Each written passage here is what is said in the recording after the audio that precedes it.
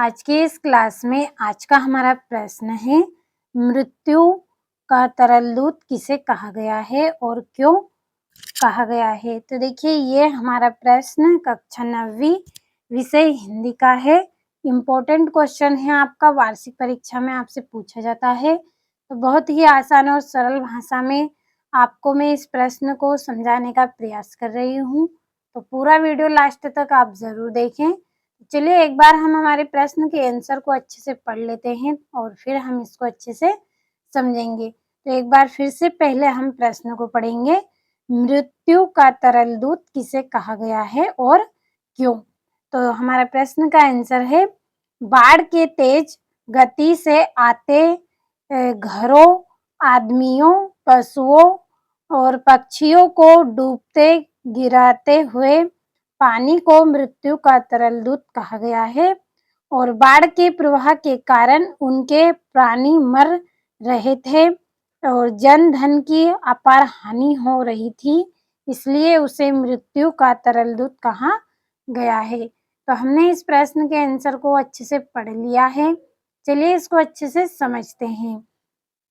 तो देखिए, बाढ़ के तेज गति से आते घरों, आदमियों, पशुओं, पक्षियों को डूबते गिराते हुए पानी को मृत्यु का तरल दूत कहा गया है। यानी कि देखिए, जैसे ही बाढ़ आती है तो उस बाढ़ में बहुत सारे प्राणी, मनुष्य डूबते हैं, पशु पक्षी डूब जाते हैं उसमें, और घर होते हैं वो भी डूब जाते हैं।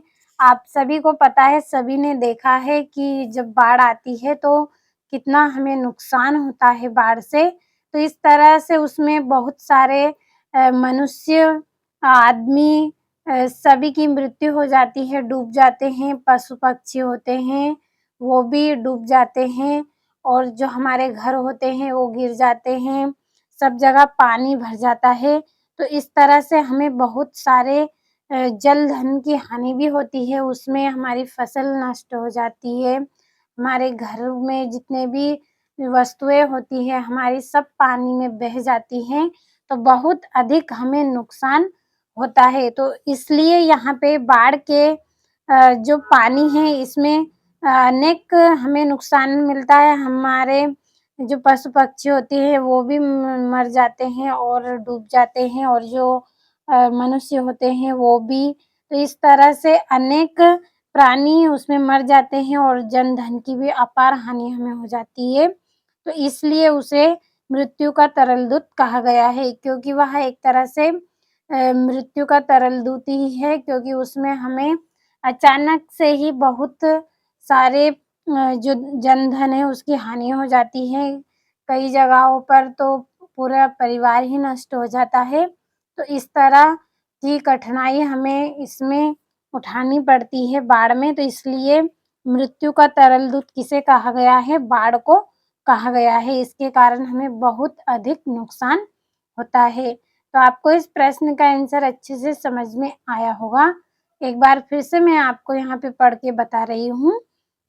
बाढ़ के तेज गति से आते हुए घरों, आदमियों, पशुओं, पक्षियों को डूबते गिराते हुए पानी को मृत्यु का तरल दूत कहा गया है। यानी कि जो बाढ़ का पानी होता है तेज गति से आता है तो घरों में भर जाता है, पशु पक्षी हमारे बह जाते हैं, नष्ट हो जाते हैं। इस तरह से हम आदमियों की भी मृत्यु हो जाती है, महिलाएं, बच्चे, बूढ़े, सब तरह के इंसान की उसमें मृत्यु हो जाती है। तो इसलिए जो मृत्यु का तरल दूत है वो किसे कहा गया है? बाढ़ के पानी को कहा गया है, क्योंकि बहुत अधिक उसका बहाव होता है, अनेक प्राणी उसमें नष्ट हो जाते हैं और जन धन की भी हानि हो जाती है। तो इसलिए उसे मृत्यु का तरल दूत कहा गया है। तो आपको इस प्रश्न का आंसर अच्छे से समझ में आया होगा। अच्छे से आप यहाँ से स्क्रीनशॉट ले, अपनी नोटबुक में नोट कर ले और अच्छे से आप कंप्लीट करें। इम्पोर्टेंट क्वेश्चन है आपका, वार्षिक परीक्षा में आपसे पूछा जाता है, तो कंप्लीट आप अच्छे से कर ले।